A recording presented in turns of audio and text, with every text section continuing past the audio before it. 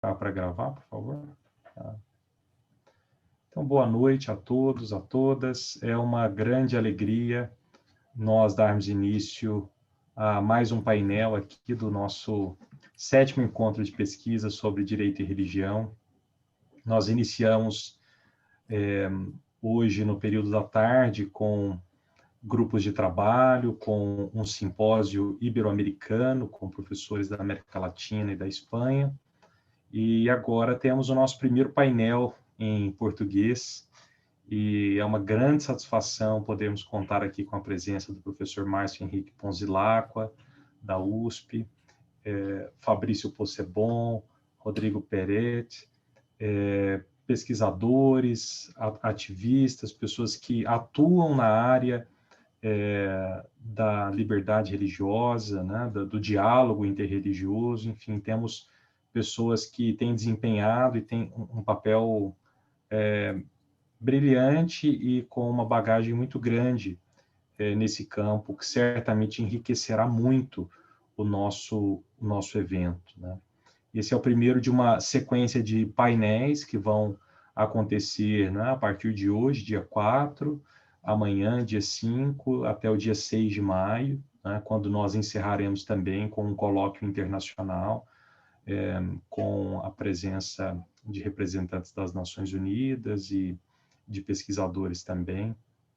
E nos painéis em português contaremos com a presença de professores e outros profissionais que vão compartilhar suas pesquisas, suas experiências a respeito da temática do nosso evento, né? Essa sequência de eventos, né, é uma série de encontros que ocorre desde 2013, ela é sediada pela Universidade Federal de Uberlândia, a qual o Centro Brasileiro de Estudos em Direito e Religião está vinculado enquanto grupo de pesquisa. No entanto, os nossos eventos sempre têm uma natureza mais abrangente, né? Embora contemos sempre com uma presença significativa de pessoas de Uberlândia, da região, mas se trata de um evento de nível nacional e também com interações internacionais desde praticamente o seu início. Então, hoje podemos dizer que é um dos principais eventos, né, nesse campo, talvez o principal em uma faculdade de Direito, não é? Na verdade, eu destacaria 2 eventos, o encontro da UFO e também o simpósio da USP, organizado pelo professor Márcio, que é sensacional também. Acho que são 2 eventos que hoje são referência aí para quem pesquisa nessa área do direito e religião. E isso certamente em função da colaboração, né? Hoje nós contamos com a colaboração de diferentes programas de pós-graduação, contamos com apoio institucional de organizações como o Ministério Público do Trabalho, a Justiça do Trabalho em Minas Gerais, também a divisão de tratados de direitos humanos das Nações Unidas em Genebra, e também, evidente, o apoio da Universidade Federal de Uberlândia, que é realizadora do evento, né, por meio do CEDIRI. Então, o CEDIRI, que é esse grupo de pesquisa, né, que é formado por pesquisadores que se dedicam de forma constante, continuada, né, a pesquisa sobre as relações entre direito e religião de diferentes instituições. Temos aqui na coordenação desse painel o professor Márcio, que é um dos pesquisadores associados ao CEDIRI. Então, temos pesquisadores de diferentes instituições, pessoas que desenvolveram, seja dissertação de mestrado, tese de doutorado. Boa parte dos nossos pesquisadores desenvolveram pesquisas no campo do direito e religião em sede de doutoramento.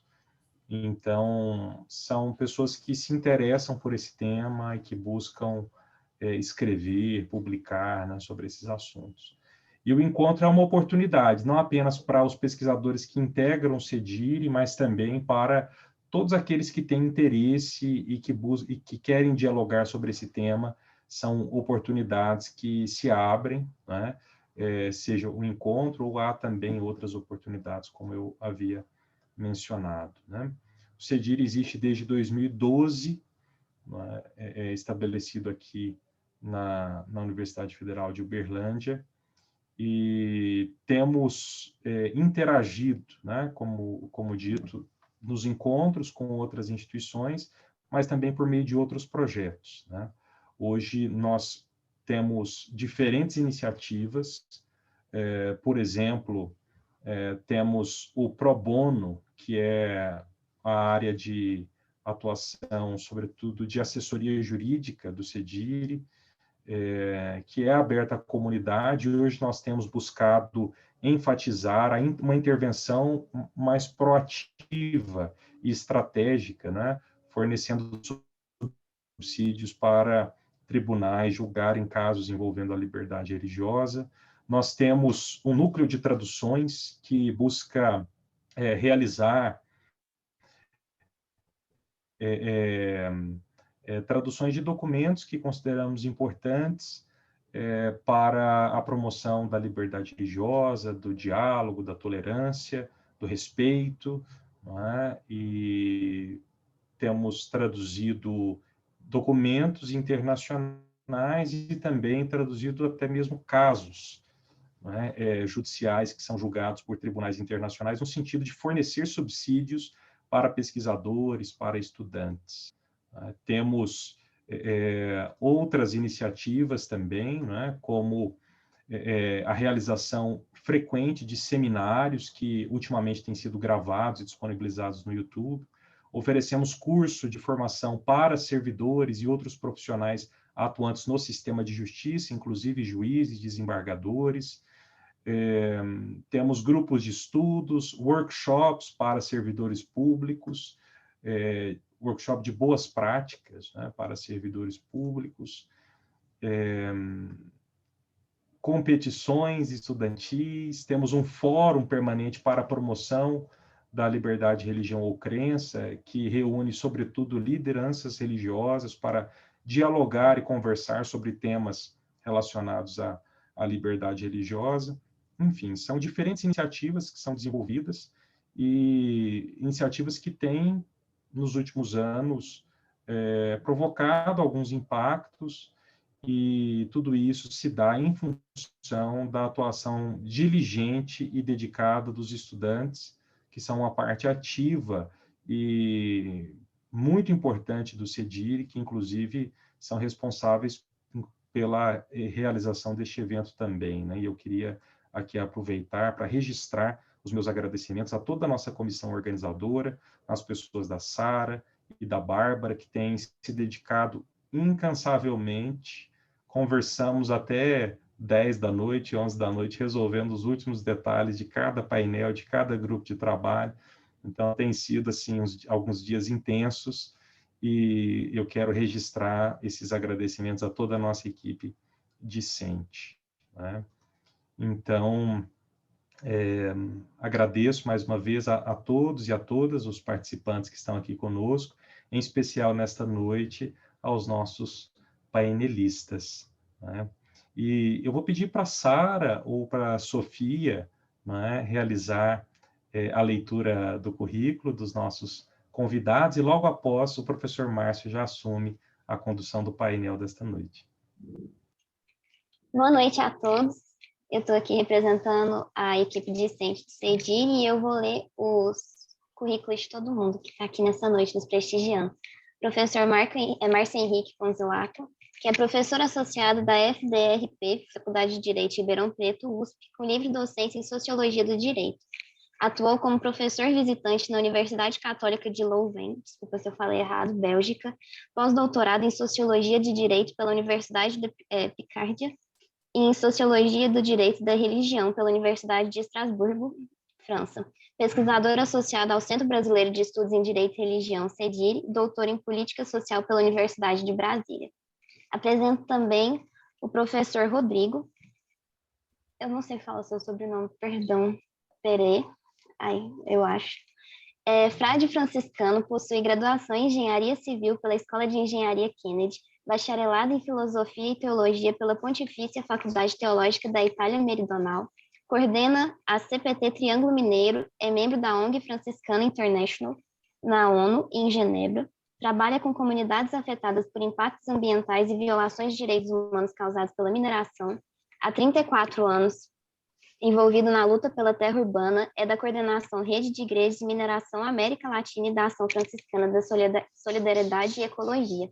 E o professor Fabrício Possebon, professor associado do Departamento de Ciências das Religiões, Centro da Educação, UFPB. Atua no grupo de pesquisas Raízes, Religiões Mediúnicas e suas interlocuções e no núcleo de educação emocional. Professor no programa de pós-graduação em Ciências das Religiões, mestrado e doutorado na linha de pesquisa Espiritualidade e Saúde e doutor em Letras pela Universidade Federal de Paraíba. A gente agradece muito pela presença e por ter topado estar aqui conosco hoje à noite. Muito obrigado, Sara. Eu queria só dar um aviso aos nossos participantes que, como esse sistema que nós estamos utilizando é o sistema de webinar do Zoom, todas as perguntas precisam ser feitas via chat e elas vão estar visíveis para o professor Márcio e nós também, a nossa equipe vai reuni-las para encaminhar, né, para passar para os nossos convidados. Então, apenas fazendo esse registro e qualquer dúvida podem mandar também pelo chat para a nossa equipe, pode ser no privado para CEDIR e UFO, ou então podem escrever aqui no chat público mesmo, que a gente vai ficar atento aí, nós vamos ficar atentos ao que escreverem. Márcio. Boa noite a todos, boa noite a todas. Rodrigo, primeiramente quero cumprimentá-lo e agradecer a oportunidade de nós estarmos aqui juntos.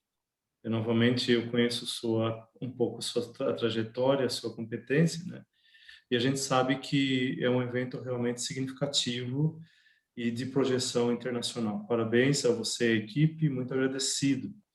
Quero agradecer também ao Fabrício, estou conhecendo hoje, soube das indicações, uma pessoa que tem competência para tratar do assunto e com uma intersecção notável no campo do direito, embora ele não seja do direito, mas o próprio assunto já revela um engajamento e uma luta pelos direitos, porque ele vai tratar das comunidades indígenas. E o meu confrade, o Rodrigo Perret, cuja trajetória também é impressionante no âmbito da luta, de várias lutas, e uma delas diz respeito à sustentabilidade e por conta da sua própria biografia, que vocês já tiveram a oportunidade de ouvir alguma coisa, muito pouco, vão perceber que elas se interseccionam profundamente. Então, agradeço a vocês por terem aceitado esse convite, agradeço nas pessoas da Sara e da Sofia, toda a equipe, e já passamos para nós não perdermos tempo, para aproveitarmos os conteúdos, que serão muito ricos. Eu já passo de pronto, já foi apresentado o professor Fabrício Possebon, eu passo a palavra, lembrando que a nossa mesa tem como título Direito, Religião e Sustentabilidade, abordagens socio-jurídicas e antropológicas. E o professor Fabrício vai nos brindar com essa intersecção antropológica. Obrigado, professor Fabrício, a palavra é sua e muito obrigado por estar aqui conosco. Obrigado também, professor Márcio, pelo convite. Satisfação conhecer o professor Perret, o professor Rodrigo Vitorino, que nos recebeu então. A partir da sua indicação, do seu convite, eu assim tentei imaginar de que maneira eu poderia participar sem fugir grandemente da proposta de um encontro centrado no direito. Então pensei nisso e dei este título que não sei se está tão bom, que é o indígena direito de ser diferente. Então, o termo direito aqui não quer dizer, na minha proposta, um conceito exatamente jurídico no sentido estreito do termo, né? Stricto sensu, mas pensando, sobretudo, numa condição solidária com a condição indígena. Então, no meu doutorado, eu trabalhei com uma obra de José de Anchieta, a obra chamada De Gestes Medio de Sá, uma obra importante para conhecer a realidade brasileira no século XVI, não tão conhecida pelo grande público, porque foi uma obra escrita originalmente em latim, 3.000 versos. Então, ela oferece algumas barreiras de acesso e compreensão. Este foi o meu objeto de estudo do doutorado. Tenho trabalhado no programa de pós-graduação de Ciências e Religiões na linha de espiritualidade e saúde, e o que interessa dizer dessa linha são as práticas xamânicas que nós desenvolvemos em pesquisas lá, que eu aqui quero talvez recordar alguma coisa dela. De certa maneira, me sinto confortável em estar na UFO, porque trabalhei há 20 anos atrás, aí pertinho de vocês, trabalhei no campus de Catalão, da Universidade Federal de Goiás, aí ao sul de Goiás, e tive uma oportunidade ou outra de conhecer o campus da UFO. Então, para mim, de certa maneira, é uma volta para casa, é um lugar que eu gostava. Não foi, na verdade, a minha opção de carreira, foi outro caminho, mas me sentia muito confortável nesse sul de Goiás, né? Tudo empoeirado, com uma poeirinha avermelhada, mas tudo bem, é a característica do lugar. Então, eu estou agradecido com isso e vou passar, então, para o que eu estou me propondo. Então, uma coisa que, desde meu doutorado, me inquieta, de certa maneira, é a dificuldade de nós lidarmos com as comunidades indígenas, ou, de uma maneira geral, dizendo indígena, sem cair naquela preocupação do indígena genérico que serve para qualquer coisa. Então, uma das preocupações que tive nos meus estudos foi essa dificuldade de aproximação. Então, quando a gente fala, e eu estou propondo aqui o ser diferente, né, respeitar o indígena e ele ser diferente, há algumas coisas que eu quero pontuar aqui dessa grande dificuldade. Então, o que eu penso em termos de sustentabilidade, que vocês têm, os especialistas, evidentemente, é que a condição do indígena é uma condição de que, para ele estar bem e, digamos, ele está integrado ao seu amplo contexto de natureza, ele precisa ser bem compreendido. Essa é uma das dificuldades que eu considero fundamentais a serem vencidas. Então, na obra anchetana, para dar primeiro alguns exemplos do nosso Brasil colônia, que eu havia notado quando estudei e que ainda continuo sem ter uma resposta clara para elas, na obra anchetana, lembrando e reconhecendo o grande talento que Anchieta tinha com as línguas e os 40 anos que ele viveu no Brasil em contato com os índios da faixa litorânea de etnia tupi, sobretudo índios tupinambás, né? Foi um grande conhecedor da língua tupi, escreveu a primeira gramática da língua tupi, enviada para ser publicada em Portugal, era reconhecido pelo próprio indígena como um grande conhecedor da língua, mas ele, no trabalho dele, que a gente, é claro, entende como sendo datado do século XVI, precisa ter essa datação histórica para não cometer uma injustiça e um anacronismo. Então, veja, nesse trabalho dele, que hoje, evidentemente, nós não concordaríamos com o que ele fez, em grande medida, mas que ele era honesto naquilo que ele fez, em sua época, em seu contexto. Então, nesses 40 anos de trabalho nessa terra, em que ele escreveu poesia, escreveu teatro na língua tupi, escreveu textos, tal era seu domínio da língua, ele, por exemplo, não encontrou na língua tupi uma palavra equivalente à ideia de pecado. Então, nos seus textos de língua tupi, ele emprega a palavra pecado, ou assim em português, como estou dizendo, ou na forma latina peccatum, porque ele não achou na cultura do índio tupi, mais exatamente do índio tupinambá, ele não achou uma palavra que a isso fosse equivalente. Então, quando a gente diz que não achou um equivalente, apesar do seu amplo conhecimento da língua, estamos, na verdade, querendo dizer que ele não conseguiu encontrar o conceito. O conceito parece não haver. Então, ele queria trabalhar com determinadas ideias para os quais não havia um conceito. Então, ele precisava introduzir o conceito para ele ter a proposta evangelizadora, que era a proposta dele, evidentemente, no contexto que ele se inseria. Isso é uma coisa muito interessante da gente pensar das dificuldades da comunicação. É isso que eu estou querendo deixar em realce agora. Então, num episódio que ele mesmo conta nas suas cartas, ele fala de um determinado indígena que vinha confeccionando um cesto, e isso era em pleno domingo. Então, o indígena não tinha essa noção de tempo, como nós, então, contamos, e não sabia, e não tinha a menor clareza que o domingo é um dia do descanso, é um dia que não é dado ao trabalho, é um dia de devoção ao Senhor, como é o próprio termo, né? O domingo.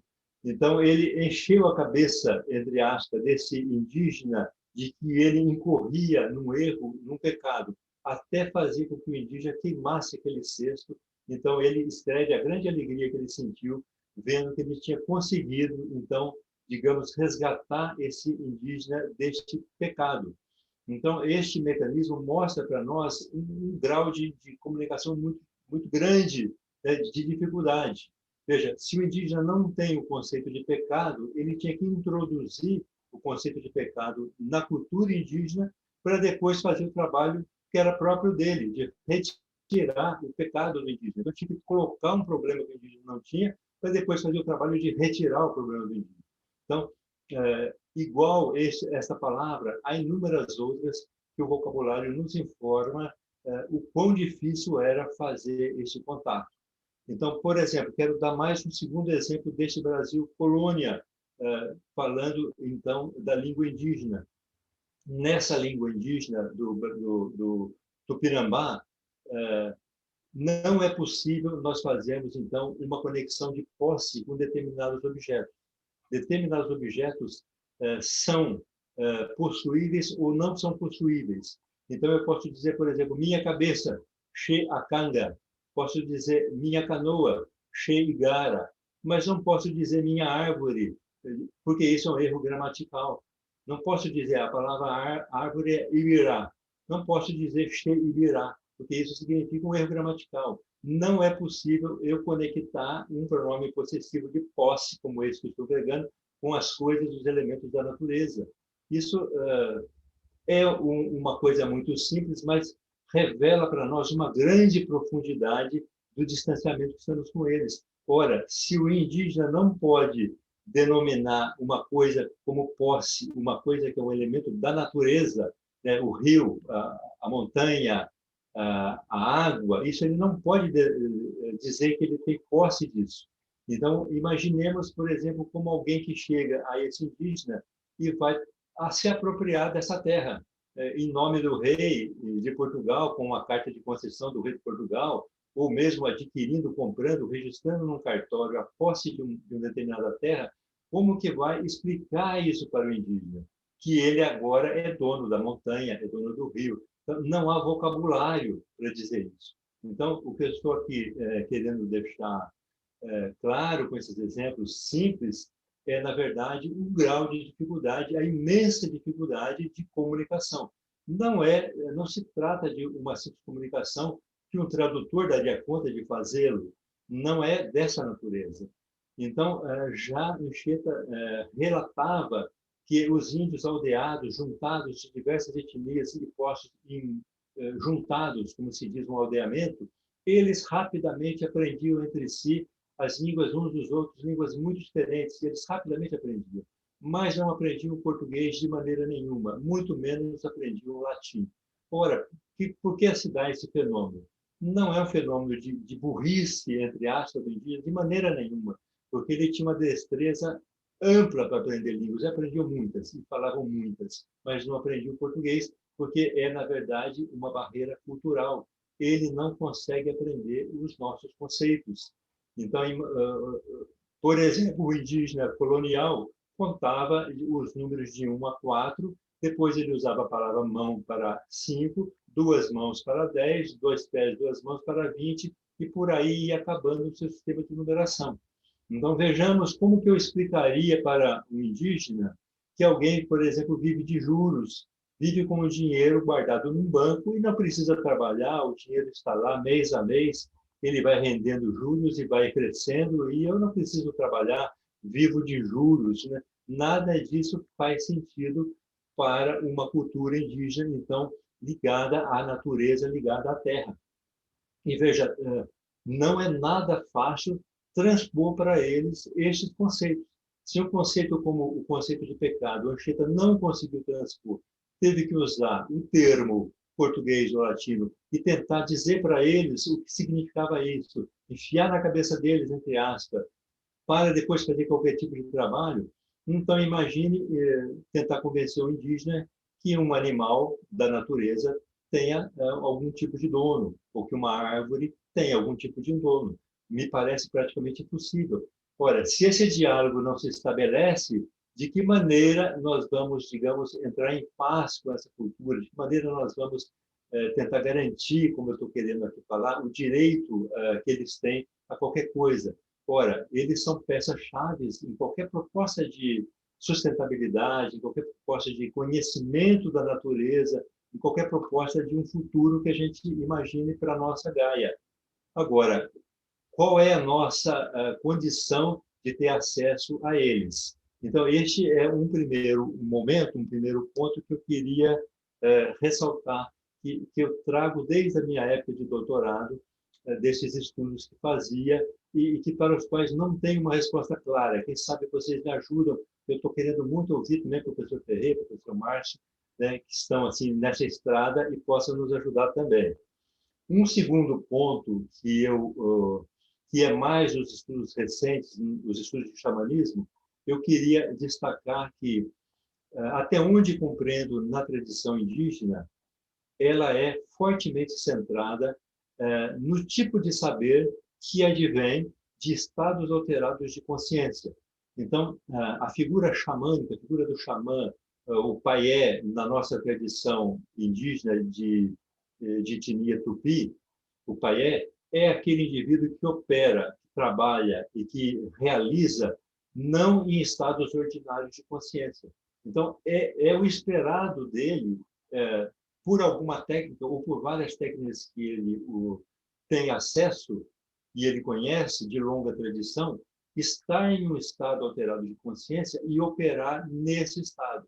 Isso representa também, segundo eu penso, um grande desafio compreender isso, porque os estados alterados de consciência são, na nossa tradição, embora conhecidos, evidentemente, desde a antiguidade, mas são reconhecidos como estudos acadêmicos de uma época bem recente, eu diria década de 60, 70, com a psicologia transpessoal, que se debruça sobre essa temática e mais reconhece a sua existência, a sua importância.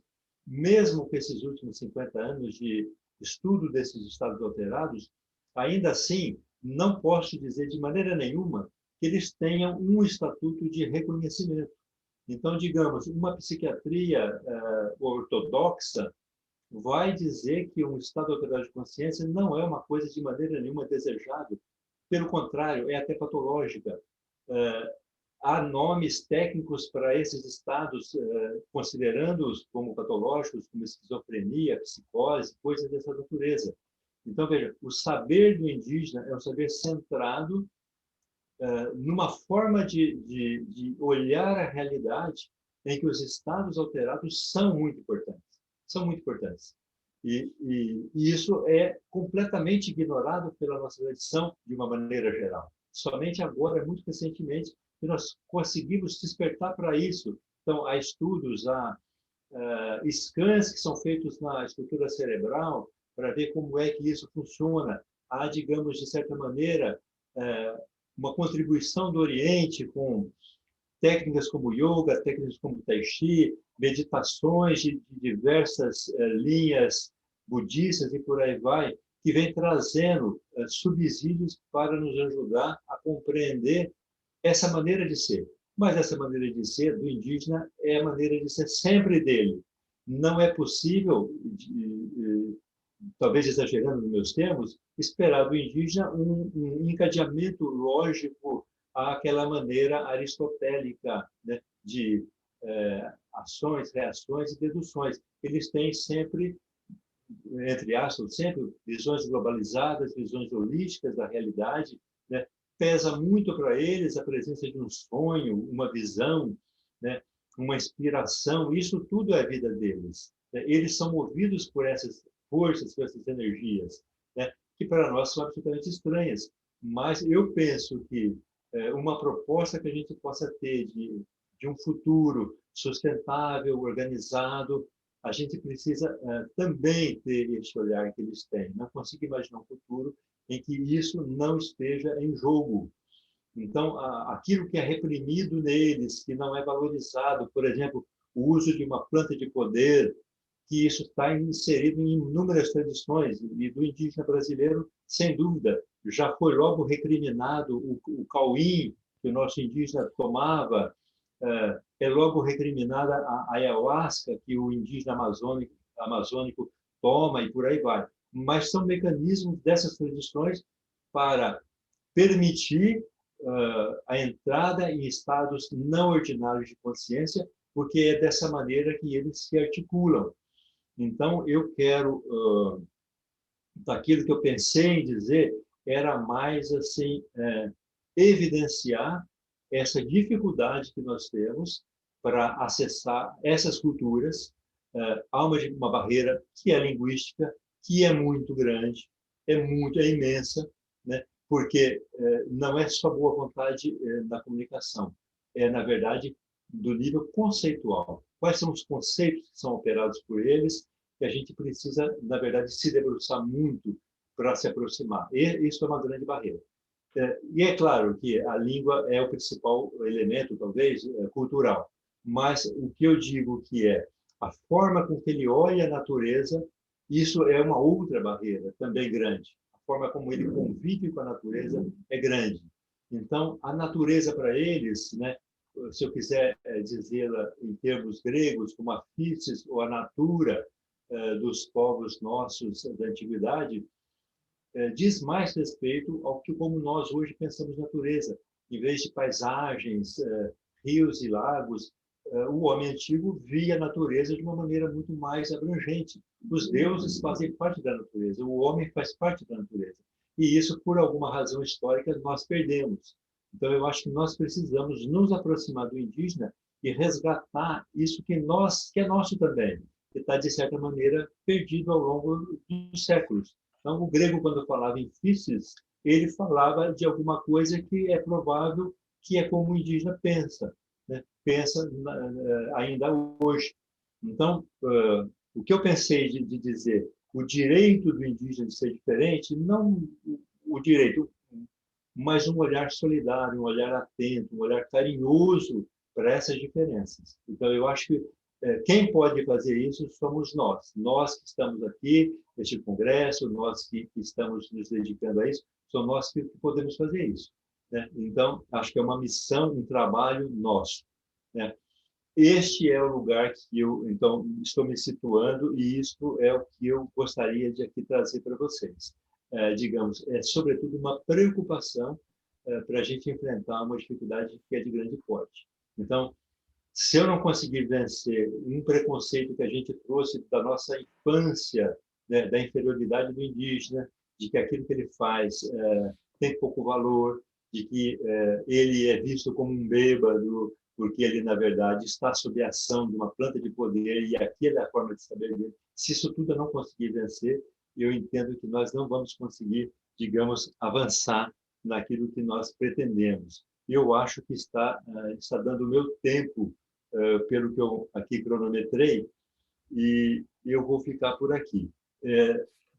Estou informado que nesses últimos anos está sendo renascido aqueles estudos que desde o final da década de 60 foram então proibidos, que são chamados estudos psicodélicos. As experiências psicodélicas foram então proibidas em 68 nos Estados Unidos e se alastraram o mundo afora. Então nós ficamos, digamos, várias décadas sem um progresso científico nessa esfera, sem o progresso científico, mas com o problema instalado, porque aquelas pessoas que se viciaram em inúmeras drogas procuram o serviço de saúde, mas não têm, digamos, um profissional atualizado, porque as pesquisas oficiais foram de todo banidas. Mas agora, nesses últimos anos, eles estão de volta. E eu considero que essa volta vai ser uma volta que vai contemplar essa maneira terapêutica que o índio encara a realidade. Eu acho que nós temos que aprender isso com eles. Então, era isso que eu queria falar na minha brevíssima comunicação, e estou assim, muito sedento para ouvir os colegas professores também. Obrigado. Obrigado, professor Fabrício. Essa questão indígena ela é sobremodo relevante quando se trata de temas como cuidado da natureza e sustentabilidade, inclusive pela ONU. Recentemente, as comunidades indígenas foram colocadas como emblemáticas numa relação diferencial com o meio ambiente. Mas nós vamos deixar isso para os debates, né? Porque eu acredito que o senhor trouxe alguns elementos que podem ser discutidos, refletidos ao longo da nossa mesa. Frei Rodrigo, por favor, tem a palavra. Também ele é apresentado lá no início, já foi apresentado, e tem um histórico, uma trajetória relevante e de grande inserção socioambiental. Então, você tem a palavra e nos brinde com ela, por favor. Boa noite, eu gostaria de cumprimentar o professor Fabrício, o Márcio, o Rodrigo, e também agradecer pela oportunidade. Fiquei muito satisfeito com a palestra do professor Fabrício, porque ele desvela uma dimensão muito importante, né? Que é a da experiência, das diferenças e das diversidades de vivências e de forma de se encontrar nessa vida. E eu queria começar, né, meu campo, estou envolvido há muitos anos em questões de conflito de terra, na Comissão Pastoral da Terra, mas também nas questões da mineração, e eu queria pegar uma perspectiva do sagrado e do religioso nessa interlocução e nessa contribuição na questão se poderia dizer assim, mais ampla do direito, né, e de construções de significados nos processos de luta e de resistência. Acho que o professor Fabrício falou muito isso, né, no sentido dessa forma como me chamou muita atenção, né, quando ele fala que o conceito de posse, né, nem se fala do pecado, que é uma maravilha, esse conceito não existir, mas a outra maravilha é que nós somos parte desse todo, né? Esse todo não é nosso. E eu queria, então, fazer como se, entenda como se fosse uma primeira experiência. Eu organizei minha fala, esses 20 minutos, dividindo em duas partes. Eu quero, com vocês, compartilhar em primeiro, são 10 minutos, de um recente vídeo que foi montado pela Rede Igreja de Mineração, de um conflito que está ocorrendo nesse momento aqui em Minas Gerais. Vai falar-se muito de Brumadinho, mas não é o Brumadinho que nós conhecemos do crime da Vale, né?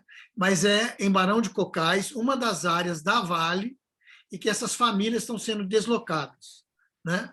E como que esse sentido, né, simbólico da vida e do sagrado e do religioso funciona. Eu achei melhor do que para depois eu pontuar alguns aspectos do que ficar descrevendo algo que ultrapassa aí um pouco essa forma nossa de sistematização das coisas.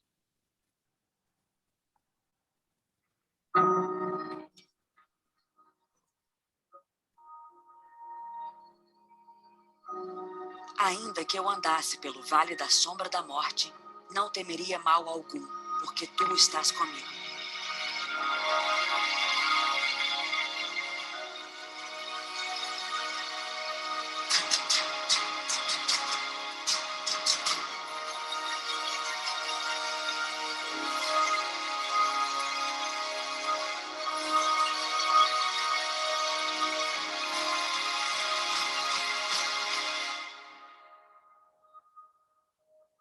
E em Barão de Cocais, hoje, uma comunidade que há 300 anos é explorada pela mineração, eu quero dizer, remontar muito mais. Nós estamos numa área que é um sítio arqueológico, mapeado por Peter Lund.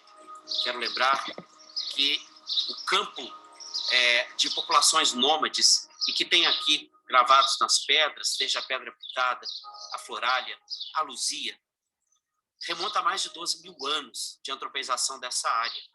Isso significa que as populações nômades que tinham outros costumes de caça e não permaneciam radicados no local, tinham aqui também uma série de relações de espeleologia, de cavernas, de lugares para o seu abrigo. E, de fato, todo esse patrimônio está sendo ameaçado, destruído, escondido pela ganância da mineração.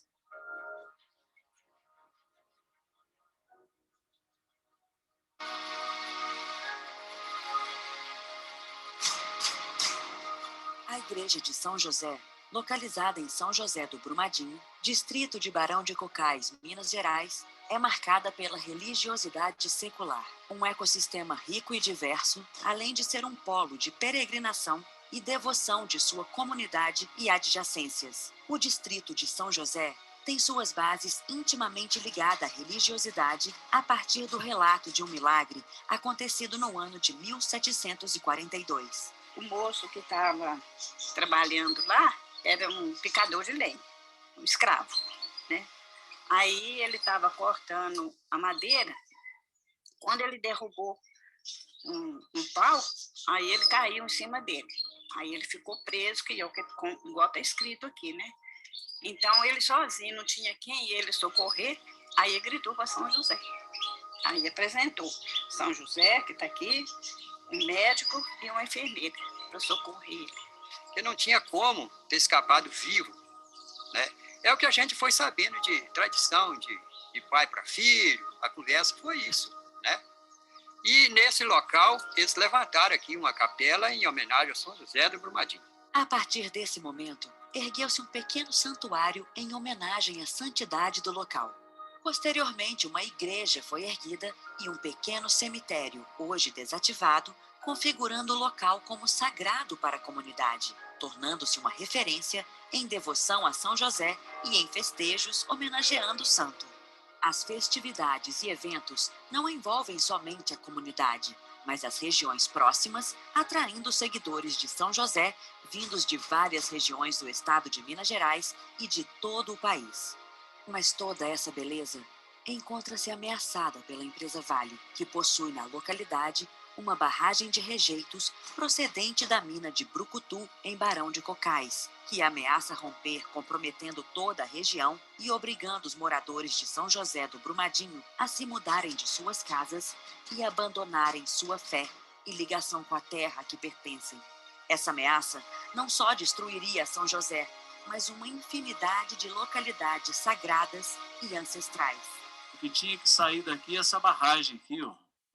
O resto está tudo maravilhosamente perfeito e lindo. Escutando a profecia de João Batista, o que precisa de sair daqui, gente, desse paraíso? A não ser, o que precisa de sair desse lugar tão bonito que Deus nos deu, com pessoas tão de fé e coração, de gente que constrói uma comunidade como São José? Alguma coisa precisa sair daqui? A barragem. Quem veio primeiro? As comunidades ou a Vale? Podemos asseverar que foram as comunidades. E é por isso mesmo que nós sabemos que todo assédio ele acontece, às vezes pelos profissionais, às vezes pela oferta de melhoria de ganho de vida, quando na verdade tudo isso é um engodo, porque você desmancha inclusive os laços de comunidade, desmancha os laços de família e causa esta impressão de que pelo lugar onde a Vale ou as mineradoras passam, elas deixam benesses. Pelo contrário, elas destroem tudo. Porque a Vale, infelizmente, não respeita o ser humano, não. A Vale acha que o poder, o dinheiro, pode chegar, tirar você de sua terra, tirar você de sua casa, comprar sua religião, comprar todo o seu passado, que o dinheiro resolve tudo isso, entendeu? E para nós, pessoas, nós somos, como se diz, simples e humildes aqui da roça, então para nós dinheiro tem valor para a gente viver, é necessário que a gente precisa dele, mas dinheiro para nós não é a primeira coisa, nem a segunda coisa para nós não, entendeu? Isso aí eu estou cansado de falar até nesses últimos dias aí. A gente precisa muito do dinheiro para viver, mas nesse caso aqui, o amor que eu aprendi a este lugar com meus pais, meus avós, todas as famílias, todos os amigos que aqui já tiveram, as histórias de tanta coisa boa que já aconteceu nesse lugar, tanto de amizade, religiosidade, tudo. Isso eu já deixei claro até para o pessoal da Vale mesmo. Tem dinheiro que compra não, cara. Imagine, gente, uma família que tem um pé de couve no quintal, o silêncio, a água, acesso à água potável, limpa, sem agrotóxico. Agora, ser oferecido a ela estar longe da sua comunidade, ou seja, uma busca fora do seu território, a Vale tem demonstrado uma aproximação com o poder público e tem colocado recursos em praças públicas, em obras que não têm, inclusive, a ver com a infraestrutura direta ou com a relação de acesso do nosso povo. E é por isso que é um grande negócio da Vale, por assédio, contaminar o ambiente da política, sobretudo em período das eleições, quase que escolhendo os candidatos a dedo. E é por isso que este assédio se alastra tanto quando as nomeações e também os espaços de poder são ocupados por pessoas que são garantidas aí com a influência da Vale. Uma comunidade singular, apegada a valores que articulam as pessoas, promovendo uma relação íntima entre natureza e fé em São José. E essa fé desse povo se manifesta na força e na atuação política de toda a região, pois sabemos que o caso de São José não está isolado. A Vale busca há anos remover montanhas, o que acaba por mover e ceifar o passado, as vidas e o futuro de várias famílias que não podem ser tratadas como dejeto de minério. A desocupação forçada da comunidade de São José do Brumadinho, assim como de diversas outras comunidades da região pela Vale, busca a ocupação territorial com a intenção velada de ampliar suas atividades na região e transformar um biossistema inteiro em um grande aglomerado de barragens de rejeitos para suas atividades predatórias, o que destruiria todo o ecossistema, prejudicando drasticamente as pessoas, a biodiversidade e a cultura ancestral da região. Aqui temos um pedido de socorro de uma comunidade, tal como a de muitas outras ao seu redor. Chega a fugida para o Egito, com tanto sofrimento com Jesus e Maria. Não sejais mais que ter de fugir para outro lugar. Fica conosco, São José. Eu sei de mim que São José é tudo na minha vida. Eu nasci aqui a poucos metros da capela de São José, da igreja de São José. Eu tenho um amor profundo ao São José aqui nesse lugar, que eu me cresci. E eu sou filha aqui desse pedaço. Os meus avós moravam ali, num sobrado que chamava Sobrado do Brumadinho. Foi por intermédio da minha árvore genealógica que essa igreja e o São José veio para aqui. Não só as pessoas, viu, como a própria saúde da gente também, né? Abala os requisitos da gente, a memória da gente, fica tudo abalada, porque foi uma coisa que a gente vem há muitos anos aqui e vem acabar, fica difícil, né? A Vale vem aí entrando, aí, tomando frente das comunidades, todas aí, e infelizmente tirando o pessoal. Mas vamos lutar, igual nós estamos aqui hoje, vamos partir para frente, que eu acho que nós temos um pouco de luta com eles ainda. Esperança não pode perder, não. Que no sonho da nossa noite a gente tenha, outra vez, alguma pista para fugir, não de heróis, mas do poder da Vale. Que a única coisa que ela quer de vocês é dominar o território de vocês para ganhar mais dinheiro. E ela está fazendo isso com muita voracidade. Aqui em muitos lugares. Qualquer discurso que vier, saiba sempre, vem carregado disso. Preciso desse território para ganhar mais dinheiro. Ou seja, eu não preciso de você aqui. Aliás, é você, e vão até te discriminar porque é você que está atrapalhando. Isso é um absurdo. Isso é terrível. É trocar a vida pelo lucro. Isso aí contra o nosso sonho de construir novos céus e nova terra.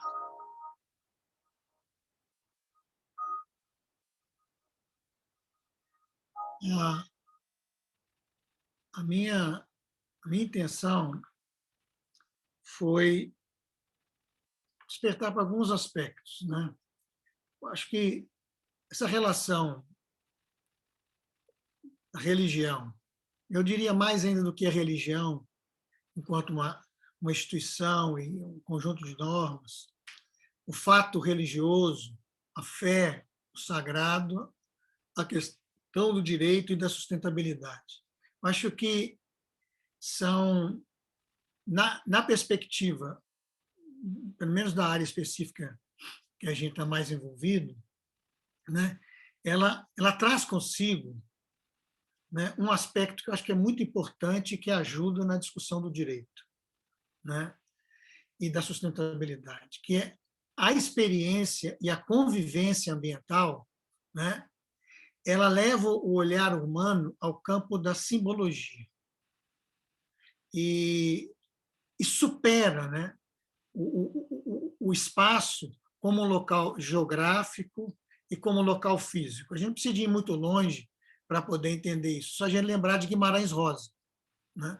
Guimarães Rosa, falando no Grande Sertão, né? Ele tem um texto assim que ele diz que o sertão é bom, tudo aqui é perdido, tudo aqui é achado, o sertão é confusão, em grande e demasiado sossego. No outro trecho ele fala, o sertão não chama ninguém às claras, mas, porém, se esconde a cena, mas o sertão, de repente, se estremece debaixo da gente. Como pensar nessa relação, né? Aqui nós estamos falando de direito minerário, nós estamos falando de minério dependência, nós estamos falando de conceitos paradoxais como as áreas de sacrifício, né? Porque quando você vai discutir a questão do direito minerário e dos impactos, você encontra qual discurso? Né? O tal discurso da rigidez locacional. Ah, mas é aqui que está o minério. Eu estou aqui, não é porque eu quero, mas o minério, aquele metal, etc., está aqui. Né? Essa visão, né, do espaço, né, das unidades naturais de paisagem, onde a gente aplica os conceitos, né, de ecologia, para conservação, para o manejo, né? Eles são uma construção social, cultural, e são também uma construção de fé. Então, nesse aspecto, né, é muito importante a gente perceber, acho que o sagrado, e aí eu estou tentando manter o discurso na perspectiva cultural, eu acho que ela fala mais, né, da diversidade do nosso acreditar, do nosso crer, né, é pensar o território enquanto espaço vivido. Falou o professor Fabrício falou muito disso, né? Como nós humanos, né, a gente atribui significados e nos relacionamos. É muito interessante. Se o sagrado, na tradição cristã católica, ele surge um pouco na dominação dos espaços, né? Porque no início do cristianismo, nem o local da celebração era um local, você não tinha um local fixo, como ele é sagrado hoje, mas são as pessoas, aí começou o processo das relíquias, e aí entrou nos espaços de celebração e etc. Mas mais na frente, com Francisco de Assis, você tem a natureza em si como sagrado, a terra como irmã e como mãe, resgatando, vamos dizer assim, uma relação com a natureza enquanto portadora, né, de dignidade, né, que em certo aspecto da conquista e do avanço do cristianismo perde, né? Mas os territórios, então, eles se desdobram em territorialidades. Então, o diálogo, e aqui eu não estou nem defendendo especificamente a questão do direito da liberdade religiosa, mas da contribuição na construção do direito, da compreensão do que exige o direito hoje em dia, né? Vocês vão ter aí, uma das discussões de vocês, certamente vai esbarrar no tratado vinculante, né, das corporações transnacionais e os direitos humanos, né? Você tem os princípios, né, básicos que foram construídos lá pelas próprias corporações, mas você tem todas as corporações transnacionais fora do direito, né? Então, discutir isso, né, e compreender, né, que os territórios, e as territorialidades, e como que essas territorialidades acontecem em frações de tempo, e como elas evoluem, é fundamental, né? Então, essa relação entre espaço, representação, territorialidade, a partir da perspectiva de fé, da perspectiva religiosa, né, ela traz consigo aspectos que, se nós não inteirarmos deles, vai ser muito difícil nós caminharmos para uma cosmovisão diferente. Né? Eu acho que dá para a gente fazer muito diálogo. Você tem a cosmovisão dos povos andinos, né, do bem viver, do bem vivir, né, a cultura aimara, quechua, né, onde cada elemento ali presente comporta um leque de significados, né, valor simbólico que faz parte da experiência, da identidade. Então, a experiência do vivido e as representações sociais dos sujeitos. Essa é uma leitura necessária, que é uma leitura cultural, de viés humano, né? Representa, né, esse instrumento, um instrumento metodológico e epistemológico, mas também muito importante é esse diálogo com os outros elementos, e a gente se entender como parte desses outros elementos, né? Então, é interessante que existe dentro de celebrar o universo como lugar da presença do sagrado, de uma dignidade intrínseca a ele mesmo, né? A natureza não é sujeita de direito nos ordenamentos. Agora você tem um pouco na Venezuela, na Constituição da Venezuela surgiu alguma coisa, na Bolívia, né?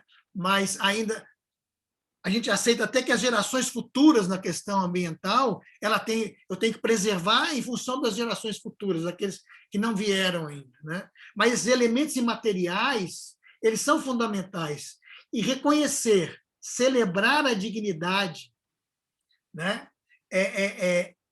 de cada ser, dando uma transcendência a eles, é uma linguagem que não pode hoje faltar da questão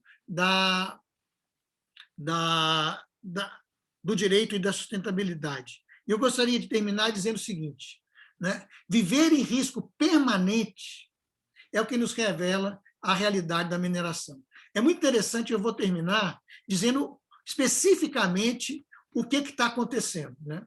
A mineração, ela empurra para fora dos territórios a população, ela destrói as territorialidades, ela redesenha os territórios, suprimindo a diversidade da vida e dos elementos da natureza, ela reconfigura de forma negativa os territórios onde os seus empreendimentos ocorrem. É muito interessante perceber que depois do crime, aí sim, do crime da Vale em Mariana, Bacia do Paraupeba, e anteriormente, de Brumadinho, e anteriormente Mariana, né, nós começamos, principalmente depois de Brumadinho, escutar na mídia inúmeros alertas de risco de rompimento de barragem. E a perversidade da linguagem da mineração é qual? Né? As barragens estão em risco, sempre estiveram, né? E eu preciso desses territórios. Né? A partir, então, disso aí, começou-se a fazer o que estão fazendo ali em São José do Brumadinho. Aí você pode ir em Nova Lima, Riacima, Ouro Preto, Barão de Cocais, Santa Bárbara, Belo Vale, Tabirito, Itabira, Congonhas. Todas essas áreas hoje, elas foram surpreendidas, né? Você tem um sistema de tocar sirene. E sabe como é que atualmente o toque de sirene, para poder manter sempre alerta a população, e como que transformando em natural aquilo que é um absurdo, hoje elas vêm acompanhadas de música, em alguns lugares de música clássica. Chega a ser nojento, para a remoção das pessoas. Né? E hoje o que hoje se chama da resiliência das comunidades. É quase que a gente dissesse o seguinte, né? Se você perguntasse a alguém que mora nessa região, você vai lá, eles botam as placas, rotas de fuga, etc. Ela avança sobre territórios que ela sempre quis, é a lama invisível, E aí a gente poderia perguntar assim, como é que é viver nesse lugar? Alguém poderia responder, viver aqui é o seguinte, tocou a sirene e a gente sai correndo. Né? Então, um sentimento de segurança, ele espalha por várias regiões, né? Na terminologia legal, a terminologia interna deles. Eles identificam algumas áreas como zonas de autossalvamento, ou seja, se romper, não dá tempo de atender. Né? Então, tem toda uma luta para a remoção dessas famílias, mas como que nós temos uma política cuja estratégia é o abandono de ações de defesa e combate contra a mineração predatória, irresponsável e de alto risco, para dar lugar, então, uma gestão de convivência com os riscos. Né? Então, opta-se por impor nos territórios ações de previsão antecipada, mapeamento, estabelecimento de equipamentos de segurança, alarme, rotas de fuga, pontos de encontro, tudo sincronizado. Né? Seriam viver em comunidades resilientes, né? Um nome bonito para defender uma comunidade que sabe fugir, correr, né? Na hora certa, né? E com isso se soterra, né? Suas moradias, suas histórias, suas tradições, culturas, terras e etc. Né? Agora, semana passada, já tem um mês, estamos acompanhando o que vai acontecer em Itabira. São mais de 1.000 famílias que vão ser arrancadas porque refizeram os cálculos da mancha de possível rompimento de uma barragem. Então, eles descrevem como 1.000 tetos, né, que vão ser retirados, são 1.000 famílias. Né? Então, nós vivemos capturado pelas mineradoras, o sonho, capturado pelas mineradoras, a vida, mas capturado pelas mineradoras, o Estado, o sistema de justiça, o Tribunal de Justiça de Minas Gerais, basta ver os grandes acordos. O acordão que foi feito para a questão de Brumadinho e o acordão que vai ser feito agora para a questão da Fundação Renova, que foi uma empresa escudo que colocaram na frente para tirar a Vale e a BHP da Samarco de frente. Então, eu acho que o fato religioso, pelo menos, tem que trazer para nós uma sensibilidade em relação ao que se faz com a vida. Né? E aí eu acho que o papel hoje, né, dessa dimensão da pessoa humana é contribuir para que a gente tenha uma evolução do direito, né, das pessoas e de uma concepção diferente de sociedade. Sem isso, vai ser muito difícil a gente pensar em sustentabilidade na vida. Muito obrigado. Obrigado, Rodrigo. Seguramente na conversa que nós vamos ter depois da última fala, que é a minha, nós vamos poder ouvi-lo mais da sua experiência, essa riqueza de contribuições. Depois nós vamos anotando as questões e eu peço à secretaria que transmita agora os slides da minha fala e também depois me ajudem na organização do tempo. Na verdade, parece que até a gente combinou, mas não combinamos. Obviamente que o tema ele tem essa perspectiva. Pode passar, por favor.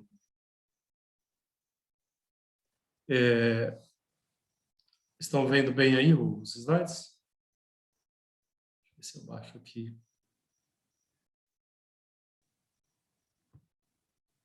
Eu aqui não estou tendo dificuldade. É isso.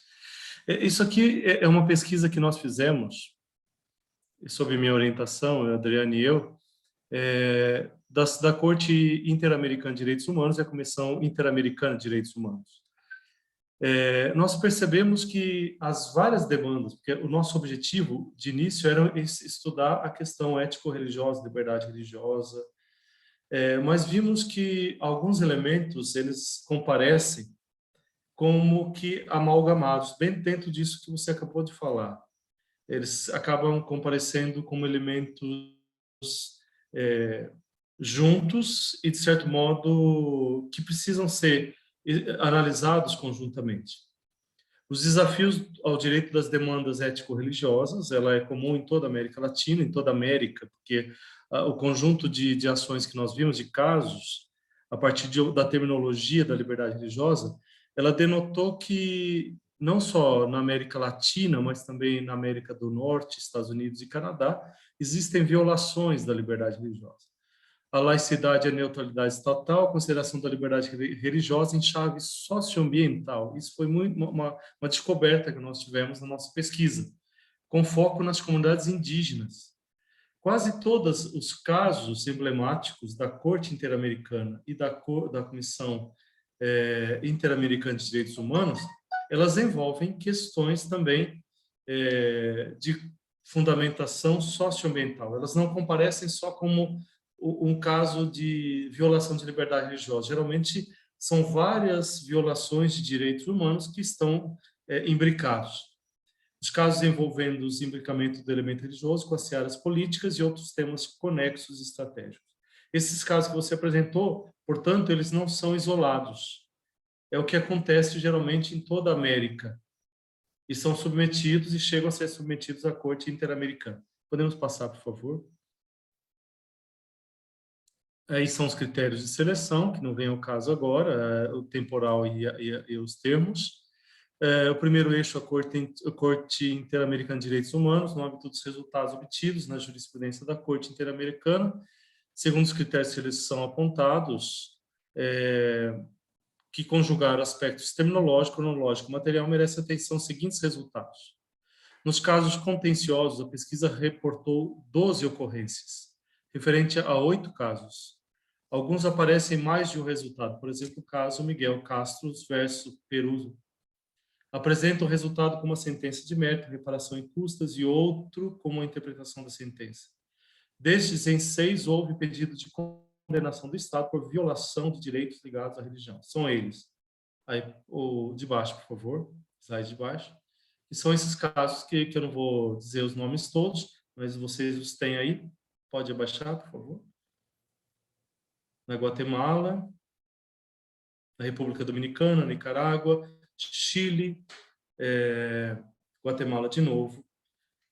Opiniões consultivas, não foram encontrados resultados. Solicitação de opiniões consultivas também não foram encontradas. Para quem está familiarizado, esses são temas do direito internacional e da Corte Interamericana. Rejeição de opiniões consultivas, não foram encontrados resultados. Pode passar, por favor. Os resultados da Comissão Interamericana de Direitos Humanos, pluralidade dos casos, os casos analisados demonstram diversos conteúdos, que os diversos conteúdos subsumidos ao tema da liberdade de convicção e crença, envolve violações que vão desde o bispo católico, presidente da Conferência de Bispos da Guatemala, que seria um caso típico de liberdade religiosa, por ocasião de uma visita ao Papa João Paulo II, mas há outros casos, e esse é o que chama mais atenção nesse tema nosso, que é a discriminação religiosa contra minorias, como é caso de indígenas, são vários informes que tinham violações contra indígenas, territórios também sagrados, lugares de sepultamento, como disse o professor Possebon lá no início, Testemunho de Jeová, que existem casos que pululam no mundo inteiro, sequestro, ameaças e tortura de freira católica, interrogatórios constrangedores, e recentemente houve uma freira católica que trabalha também, ativista de direitos humanos, que foi assassinada, e esse caso provavelmente vai chegar, era uma freira italiana, né, chegar às cortes internacionais.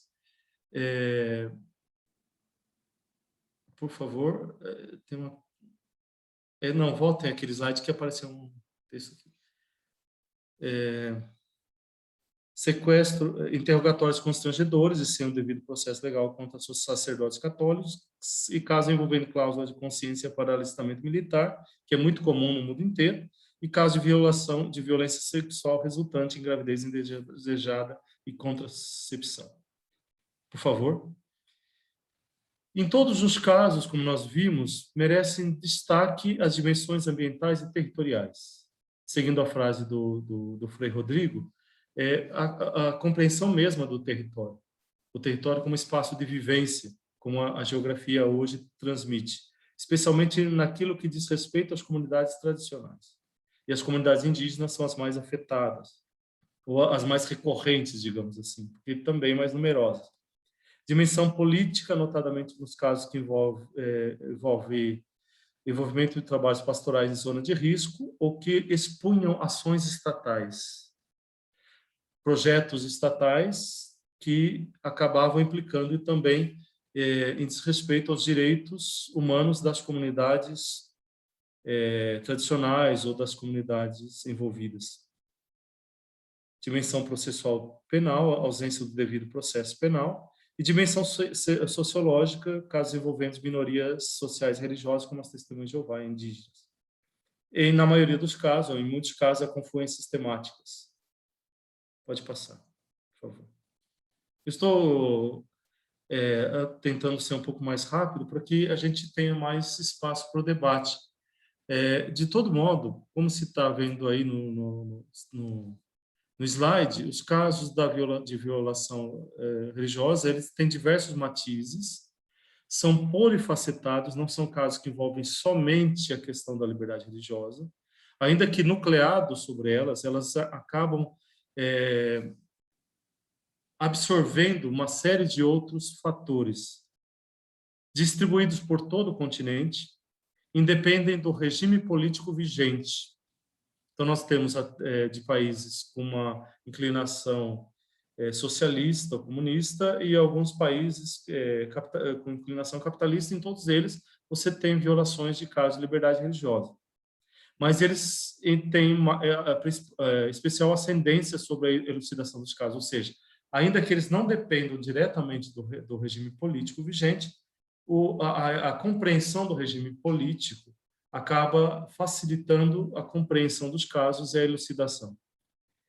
E a necessidade de ponderação antropossocial. Por isso que a fala do professor Possebon tem tudo a ver com aquilo que nós estamos discutindo. Não se dá para compreender o direito só sob o ponto de vista do direito. É preciso essas várias intersecções sociológicas, antropológicas, fenomenológicas. O atingimento de comunidades tradicionais, como já referi, envolvimento de sítios arqueológicos relevantes de caráter religioso, de valor imaterial, como também ficou muito claro no vídeo apresentado pelo Frei Rodrigo, mas é recorrente em toda a América, e disputas de apropriação de capitais diversos, envolvendo o meio ambiente amalgamado com as questões religiosas e culturais e também políticas. Por consequência, você tem perda do sentido religioso tradicional. Há muitos casos em que os relatórios informam isso, de práticas rituais de conhecimento e espaços sagrados de comunidades indígenas e outras comunidades tradicionais.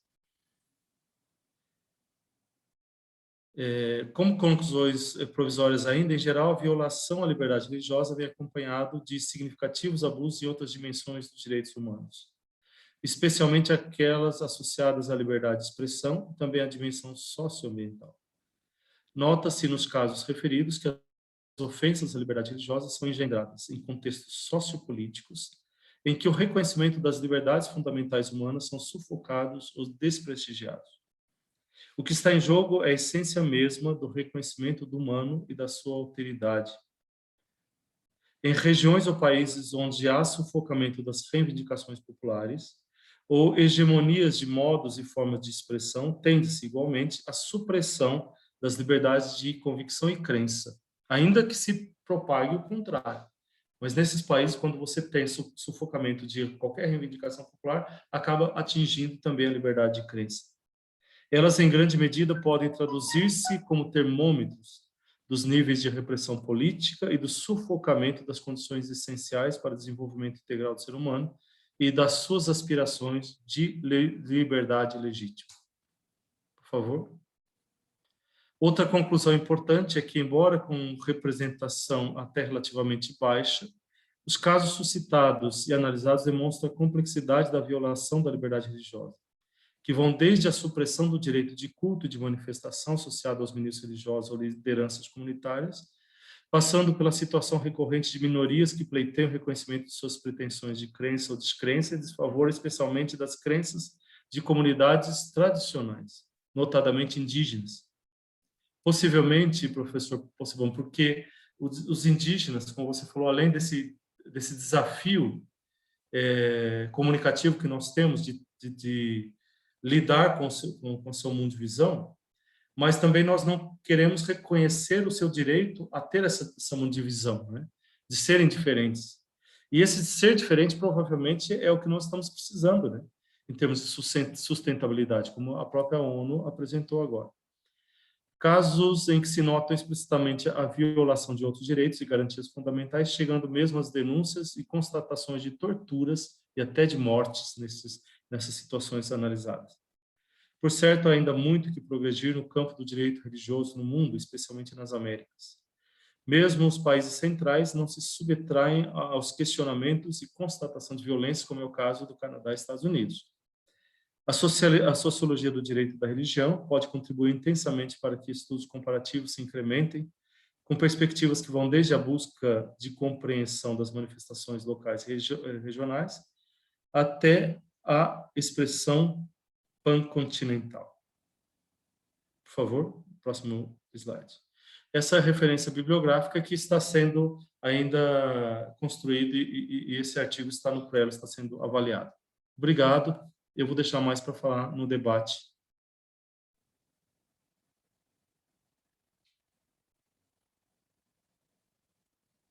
Então, agora temos algumas questões já, né?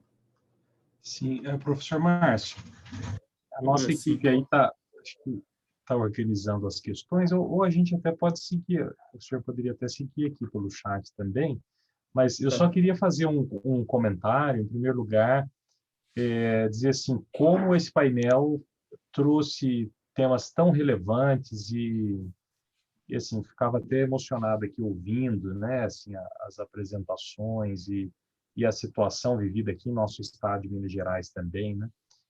E até, Frei Rodrigo, nós teremos na próxima semana um evento para falar sobre a relação entre empresas e direitos humanos, e esse certamente é um dos grandes temas, né, a situação de crimes ambientais, como aqueles que foram sofridos aqui em nossa região. E é interessante que, como o professor Márcio colocou, eu acho que há uma relação muito próxima aí entre aquilo que o professor Fabrício também nos trouxe, né? As decisões da Corte Interamericana que enfrentam a temática religiosa normalmente são as decisões que enfrentam a temática indígena também.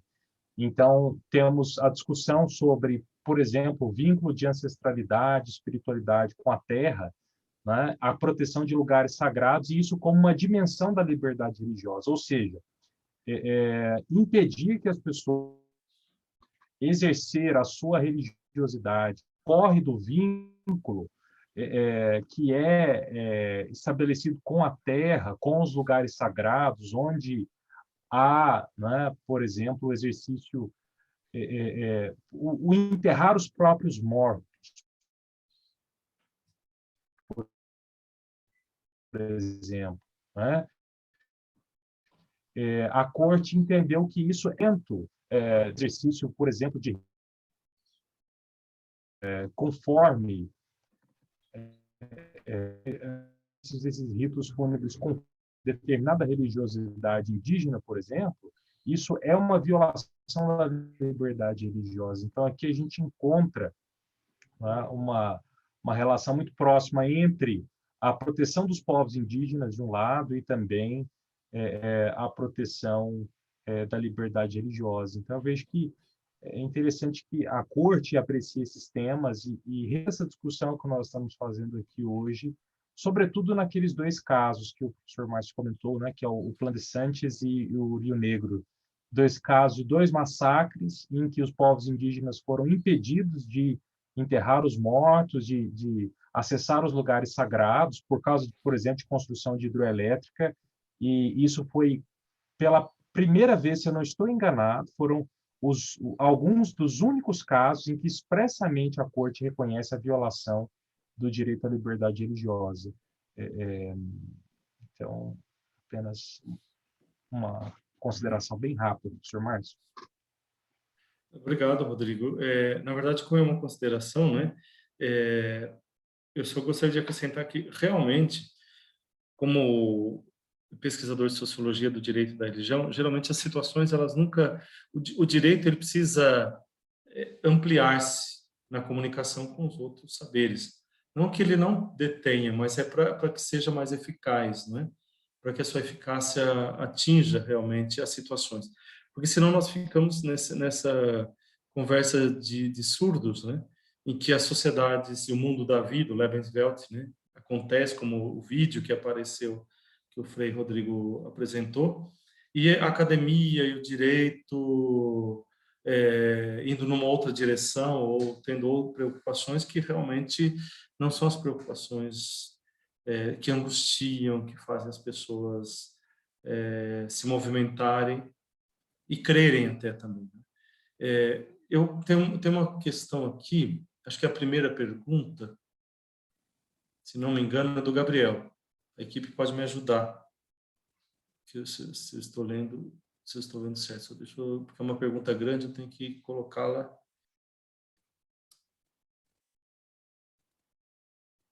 Meu nome é Gabriel, sou mestrando do Programa de Mestrado em Direito da Federal de Uberlândia. Os termos que designam pecado no texto bíblico em hebraico, ata, em grego, amartia, e também a tradução da Vulgata Latina, pecado, designam erros, tropeços, desvios. Partindo da ideia lacaniana de que o mundo das palavras cria o mundo das coisas, diante da ausência de um termo nesse sentido no vocabulário tupi, como explanado pelo professor Fabrício. Os senhores acreditam que este povo, para além de uma relação harmônica com a natureza, também tem uma relação que pula.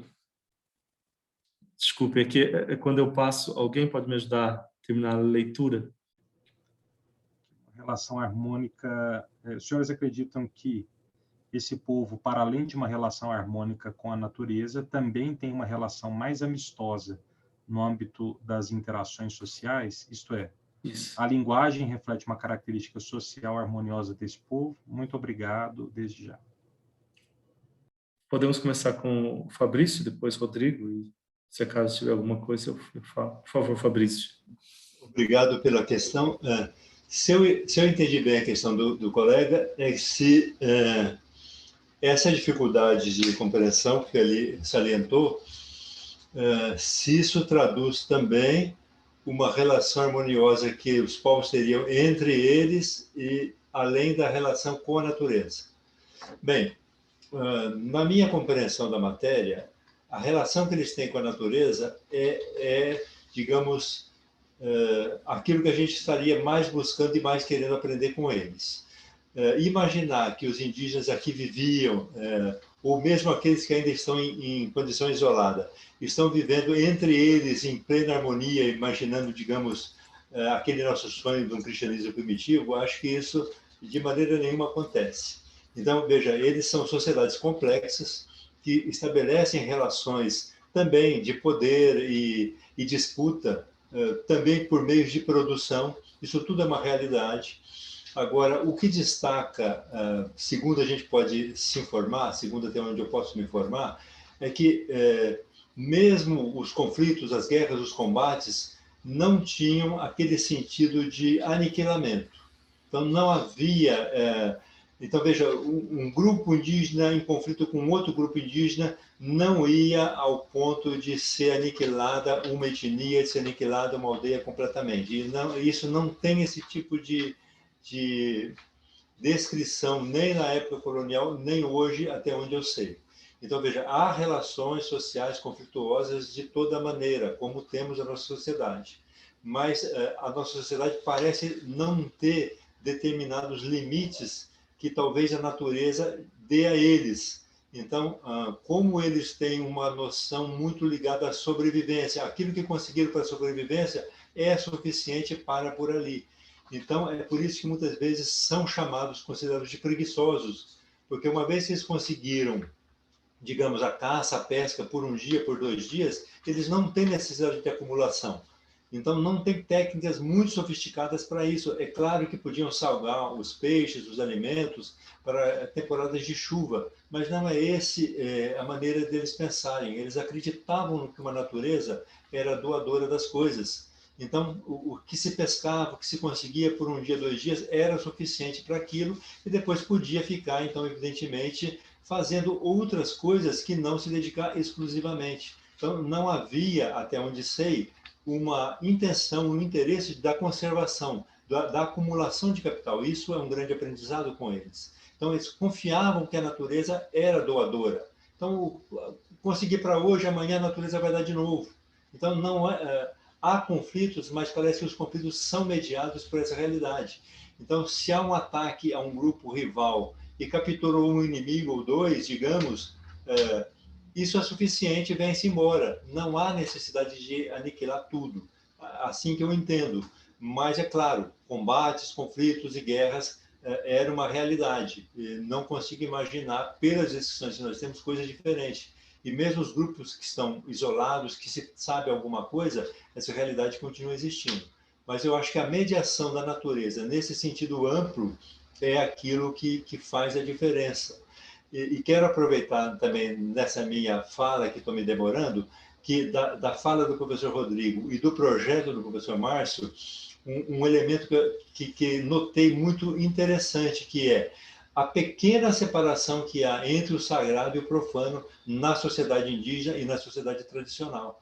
Então, veja, quando se fala que uma violação é uma violação a um direito religioso, é um direito com uma pessoa como um todo, porque a separação é pequena, ele vive a realidade religiosa como uma realidade social, é uma coisa só. Então, violar a crença é violar a vida da pessoa. Isso eu acho que vale a pena a gente reter, que é uma das conclusões do projeto do professor Márcio, e é também o que os depoimentos daquelas pessoas lá do vídeo do professor Rodrigo mostraram com muita clareza.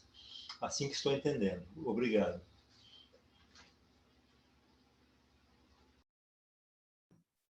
Rodrigo? Eu queria só completar, talvez, o raciocínio, se possível, no seguinte sentido. Eu acho que a gente tem que situar essas relações, né? Nós somos filhos de uma cultura, né, que negou a identidade, né? Se a gente pensa aquela disputa de Valladolid entre o Bartolomeu de las Casas e o Sepúlveda sobre o índio, né? Ali o status do índio foi estabelecido negando a sua identidade humana, né? Porque ele só pôde ser aceito na medida em que ele foi identificado na perspectiva eurocêntrica, né? Branca, eurocêntrica. Essa era a referência do que era humano, né? Então, acho que isso posto, né?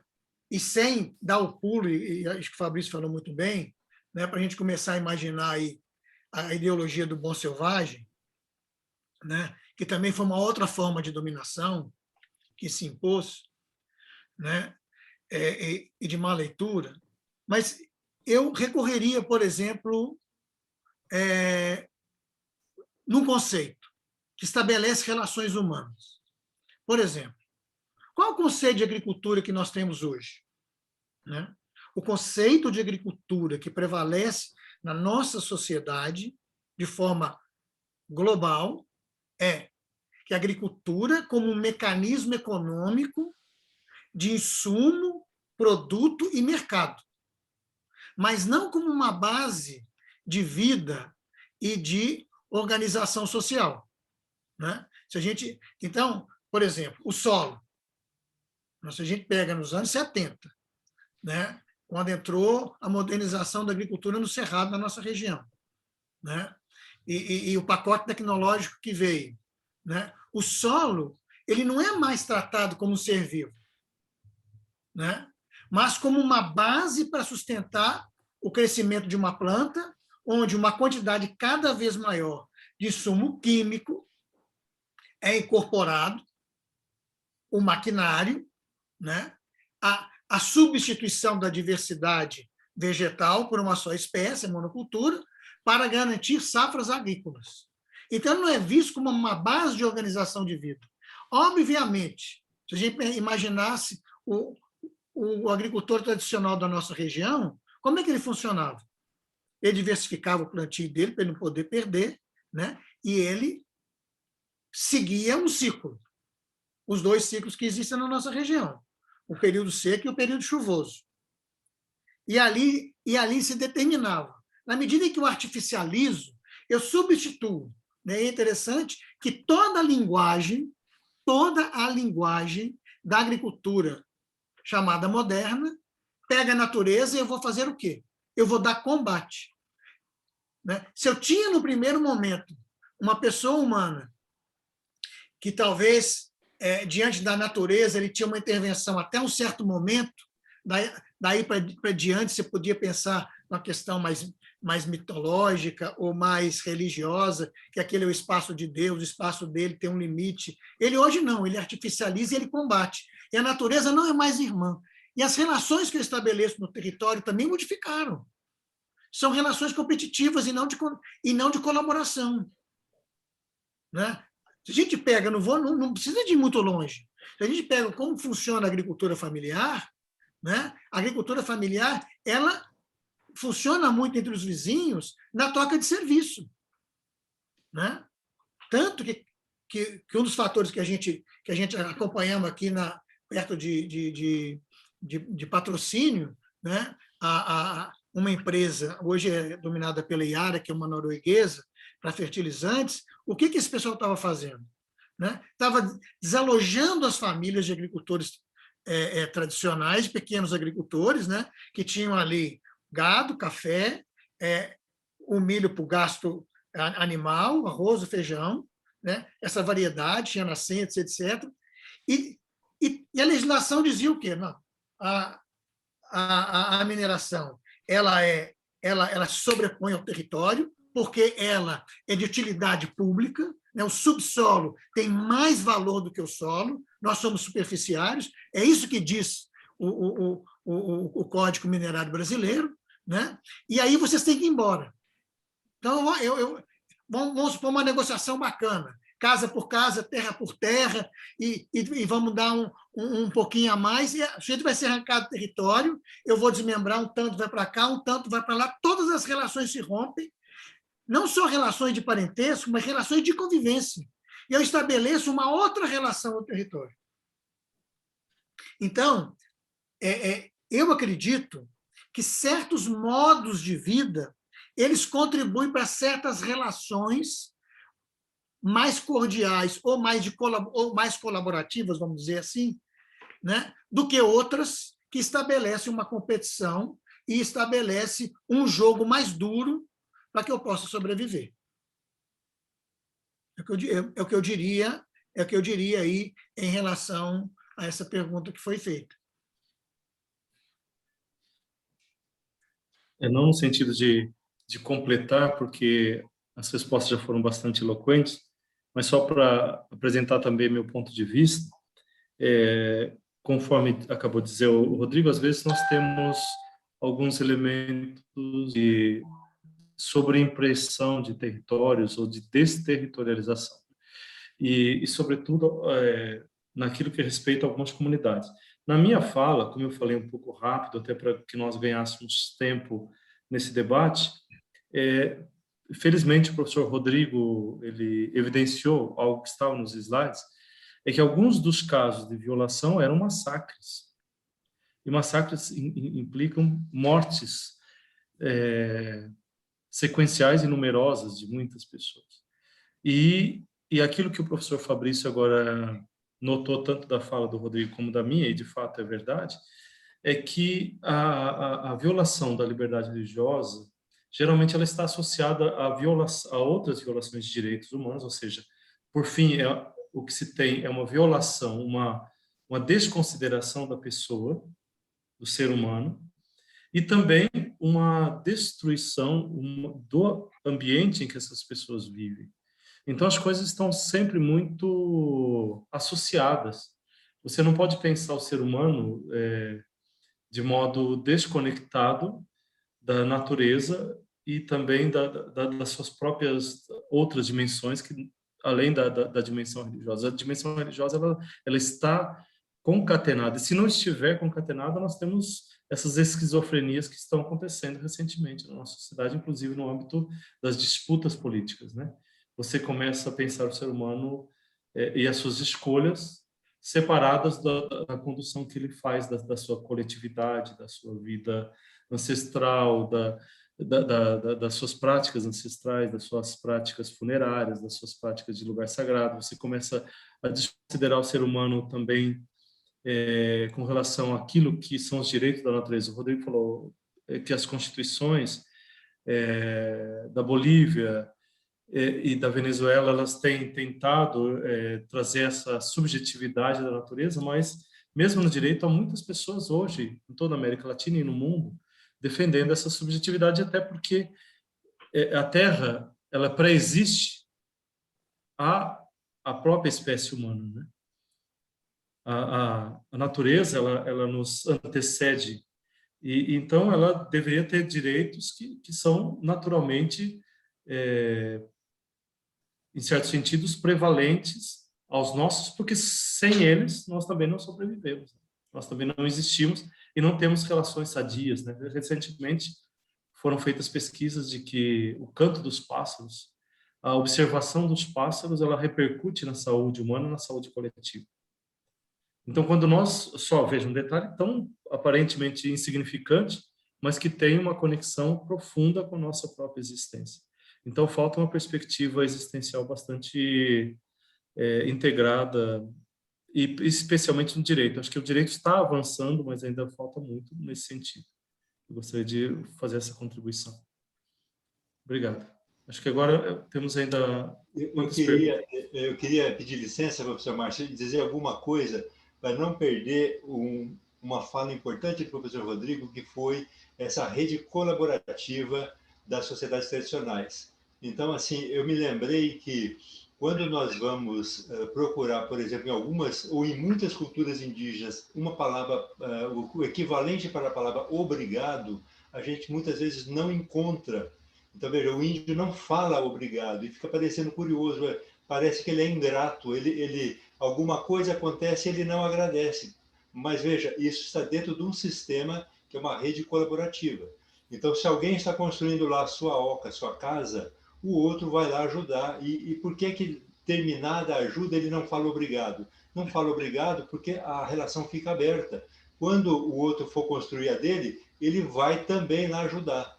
Na nossa cultura, quando nós falamos um obrigado, nós encerramos uma relação. Sei lá, Márcio me fez um convite, eu falei obrigado, acabou a nossa relação. O que ele fez, eu completei com obrigado. Mas se eu não falasse nada, é claro, é um código social. Se eu não falasse nada, significa que estou disponível para a coisa. Então, essas sociedades que são altamente colaborativas, tradicionais, né, têm esse tipo de relação. É uma troca constante. Só se pode viver nessa sociedade com essa troca constante. Este vocabulário indígena, a falta do obrigado, mostra claramente isso. Eu queria aproveitar esse gancho do professor Rodrigo. Obrigado.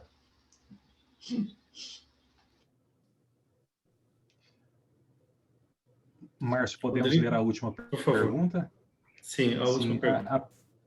Eu pediria apenas, em função do nosso... O nosso teto é às 9. Eu sei que a gente vai passar um pouquinho, mas pedindo só o apoio aí dos nossos painelistas, para a gente não avançar muito. Então, Sara, pode fazer a leitura, por favor. O ouvinte Sérgio participou e perguntou: num país predominantemente crente, fundado na religiosidade judaico-cristã, multicultural, multirreligioso e predominantemente democrático, em se tratando do diálogo interreligioso, não seria de se esperar que tanto os líderes religiosos quanto os fiéis dessas tradições e denominações religiosas cristãs fossem mais unidos e engajados em causas como a promoção de justiça social e a defesa do meio ambiente?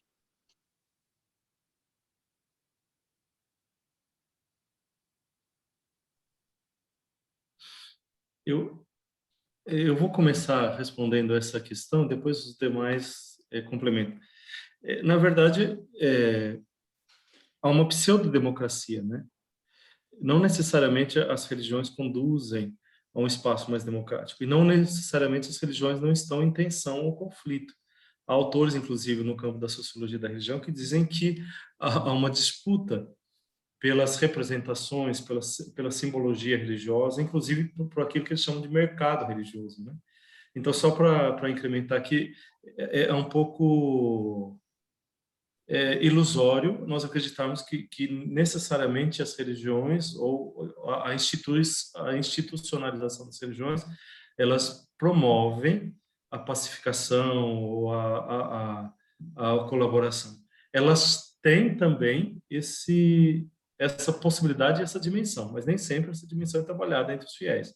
Elas podem promover espaços cooperativos, espaços de diálogo, mas isso exige amadurecimento das próprias comunidades religiosas. Só a título de contribuição, elas são ambíguas. O próprio espaço religioso, a própria experiência religiosa, ela traz em si, conforme os estudos da sociologia da religião, da fenomenologia da religião, ela traz essa ambiguidade. Tanto esse potencial para a promoção da existência e da vida, como também o potencial de ferir ou de promover a violência. Por favor, os demais. Eu gostaria só de fazer uma pontuação.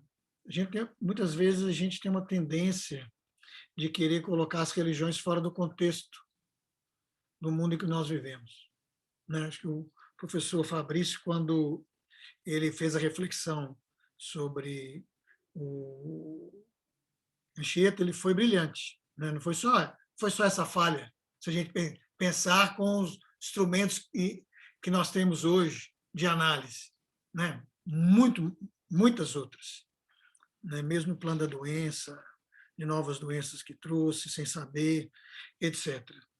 Mas eu acredito que a primeira questão é a gente entender que a sociedade, ela não é a parte, né?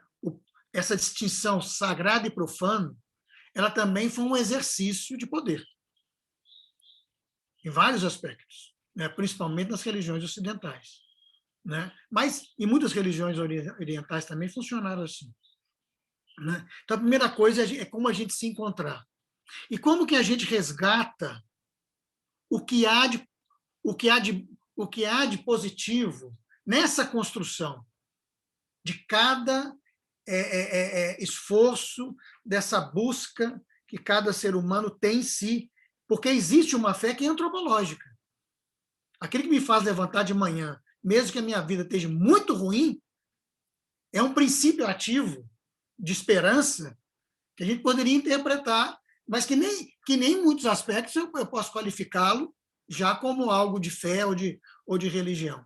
E eu deixaria aqui uma coisa que eu escutei.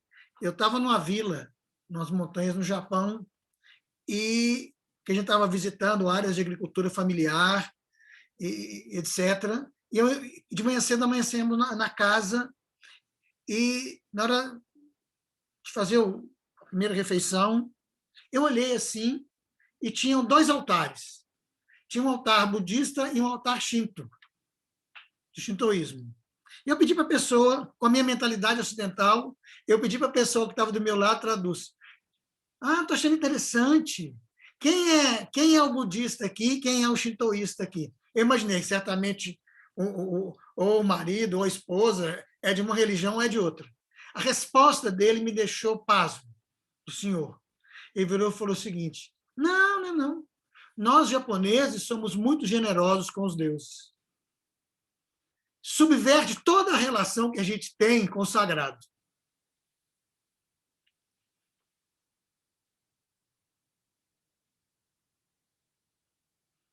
Márcio, tá bom, acho que está bem respondido, né?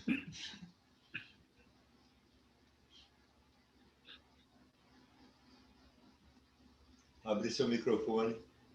Seu microfone está fechado.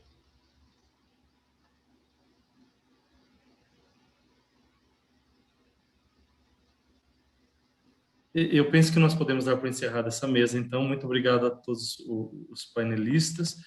E a gente é uma mesa mais de provocação, porque são muitos temas muito complexos. Esses 3 temas a gente tinha noção disso, tanto é que quando eu ofereci o tema ao Rodrigo e o Fabrício, ambos estranharam, porque há muita coisa para se discutir, o que se discutir desse tema, mas a importância, a relevância disso é de primeira ordem na sociedade e no mundo que nós vivemos. E, como falei, é só para iniciar os debates, para provocar a cada um de nós a nossa inteligência, a nossa reflexão, a nossa ponderação. Não sei se os dois querem dizer alguma palavra de encerramento, o próprio professor Rodrigo Vitorino, uma palavra muito breve, e aí nós encerramos. Eu estou bem satisfeito com tudo, Márcio. Obrigado. É prazer em conhecer o professor Rodrigo e o professor Vitorino também. Eu digo mesmo, muito obrigado pela oportunidade e conhecer o Fabrício, o Rodrigo, o Márcio já conhecia, né? E muito obrigado. Rodrigo? Eu também quero registrar aqui em nome do CEDIR os nossos agradecimentos a Fabrício, Rodrigo e Márcio, por terem conduzido esse painel de forma tão brilhante. Foi uma discussão muito rica e certamente vai nos levar aí a uma reflexão nos dias que estão por vir, né? Então, temos muito a pensar aí sobre tudo que foi falado aqui nessa noite. Muito obrigado mesmo. Um abraço. Boa noite a todos. Muito obrigado pela participação. Até mais.